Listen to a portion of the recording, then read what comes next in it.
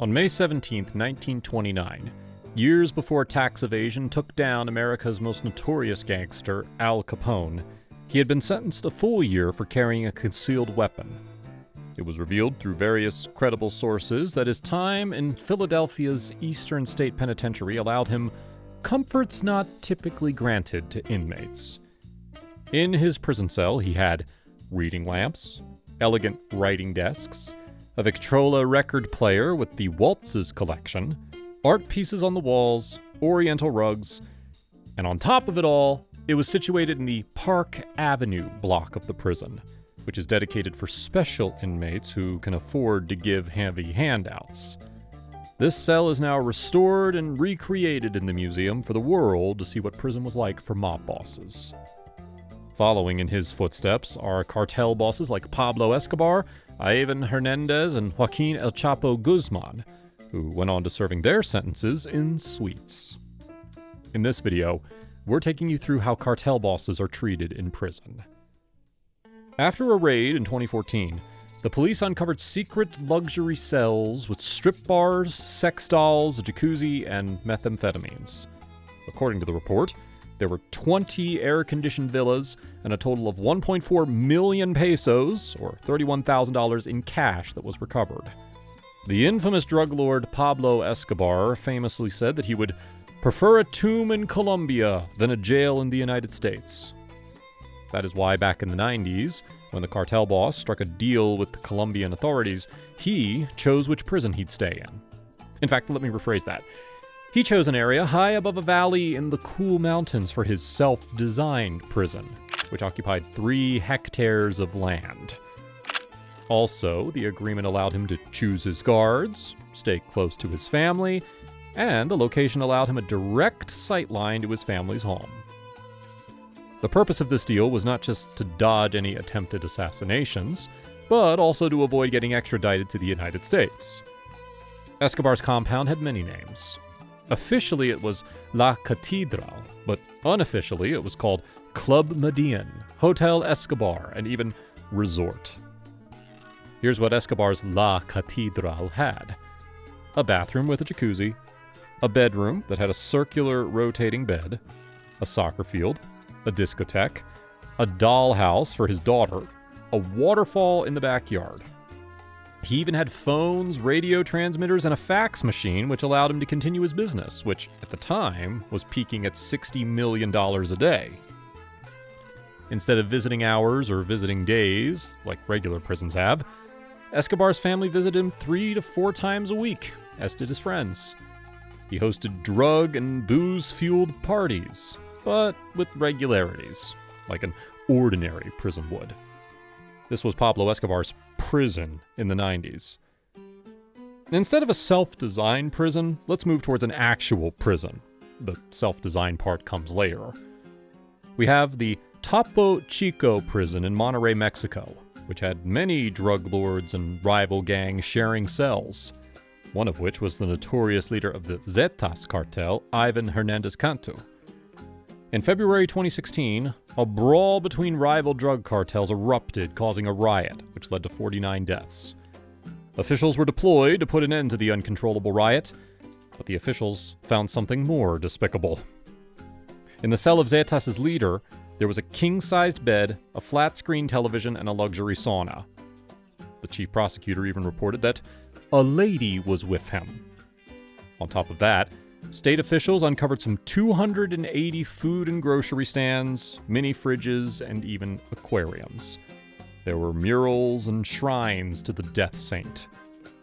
A much-needed sweep of the cells recovered some 60 hammers, 86 knives, and 120 shivs, which fueled the turf war within the complex.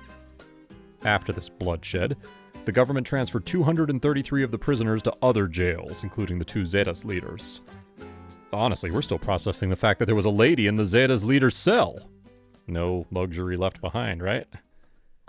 Let's stop for a second and take a look at this picture. Now, you must be thinking that this is some Craigslist ad. If it was, it'd go something like this. A studio suite with tiled walls, plush chairs, and plenty of storage. Amenities include a flat-screen TV, a treadmill, a dedicated conference room, and a cozy living room. Interested? Well, if so, the location is Tacampu Prison in Asunción, Paraguay. The owner of this prison cell is the Brazilian drug trafficker Jarvis Jimenez Paval, who was serving an 8-year sentence for money laundering. According to NPR, the police were tipped off about a bomb inside the prison, which was intended to create a way for Jimenez to escape. After disarming the bomb, they found the drug trafficker's bachelor pad. Here's an ironic fact. He had a DVD collection in his cell, which included the full Pablo Escobar TV miniseries. Looks like he's learning from the best. According to AFP, Jimenez had bribed multiple prison directors and justice ministers to allow him to deck out his prison quarters. His money was not only dedicated to his cozy setup, but he also paid for a football pitch and chapel, and employed bodyguards among the inmates. He was even loved by his fellow inmates for enabling such features, since the prison had fame for its lack of necessities. There were reports of deaths due to hunger and cold, and most inmates would sleep on cardboard boxes. On top of it all, any inmate who wanted to be transferred to the same pavilion as his had to pay $5,000 plus a weekly rent of $600. His nice guy nature got him to pay for lodgings for prison directors, arrange toilets for the guards, renovate the prison library, and provide the cooks' salaries. Simply put, he kept everyone happy and himself more satisfied than possible. And yet he was planning an escape. Then, we have the story of the veteran Mexican drug lord who pioneered smuggling cocaine into the United States. He was the founder of the Guadalajara cartel named Ernesto Fonseca Carrillo, also named Don Neto. In 1985, he was indicted for kidnapping and murdering Enrique Camarena, a DEA agent. He spent 31 years in the Puente Grande maximum security jail in Jalisco till 2016, when he requested to serve the remainder of his 40-year sentence in Valle Escondido due to worsening health conditions. His house arrest appeal was granted, and he's now serving time in a classy residential development in Anticipan de Zaragoza, where house prices average around 11 million pesos.